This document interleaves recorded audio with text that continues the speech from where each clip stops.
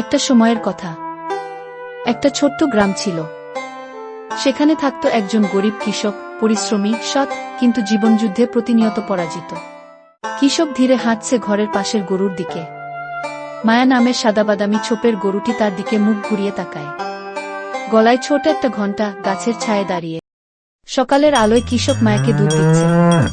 দুধ পড়ছে মাটির কলসে। পাশে কুয়াশায় ঢাকা মাঠ, গরুর গলায় ঘণ্টার শব্দ বাজছে শান্তভাবে। বিকেলে একজন গেরুয়া বসন পরা বৃদ্ধ সন্ন্যাসী হেঁটে আসছেন গ্রামে। কৃষক তাকে অভ্যর্থনা জানাচ্ছে। ঘরের পাশে মায়া বসে আছে। এক গাছের নিচে বসে সন্ন্যাসী কৃষককে বলছে, তোমার গরু না থাকলে কি করবে? কৃষক চিন্তিত চোখে তাকিয়ে আছে। মায়া পাশেই ঘাস খাচ্ছে। নির্জন রাত। চাঁদের আলোয় সন্ন্যাসী ধীরে ধীরে মায়াকে জঙ্গলের ভেতর নিয়ে যাচ্ছে। চারপাশ নিস্তব্ধ, শুধু গরুর ঘণ্টার হালকা শব্দ শোনা যাচ্ছে। ভোরে কৃষক দৌড়ে আসে গরুর দড়ির কাছে, দেখে মায়া নেই। সে হতবাক হয়ে পড়ে যায় হাঁটুর উপর। হাওয়ায় উঠছে খালি রশি। কৃষক জমি চাষ করছে কাদামাটির মধ্যে, মুখে ঘাম ঝরছে, কিন্তু চোখে চেষ্টা ও সাহস। সূর্যের আলোয় পিঠ পুড়ছে, কিন্তু সে থেমে যাচ্ছে না। কৃষক এখন মাঠে সবজি তুলছে, লাল শাক, বেগুন, টমেটো। সে সেগুলো নিয়ে হাঁটছে বাজারের দিকে, ঝুড়ি হাতে।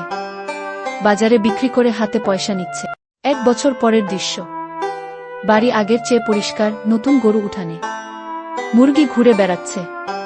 কৃষক হাসছে, পেছনে সবুজ ক্ষেত। সন্ন্যাসী আবার গ্রামে ফিরে আসছে। কৃষক তাকে স্বাগত জানাচ্ছে গেটের কাছে। দুইজনের মুখে হাসি। দুজন গাছতলায় দাঁড়িয়ে কথা বলছে। কৃষক মাথা নিচু করে বলছে, ও চলে যাওয়াতেই আমি মানুষ হয়েছি। খুব পেছনে উঠানে নতুন গরু, পাশে মাঠ। সব হারানো মানেই হার নয়, কখনো কখনো হারানোই আমাদের জাগিয়ে তোলে, আর সেই জাগরণেই শুরু হয় নতুন জীবন।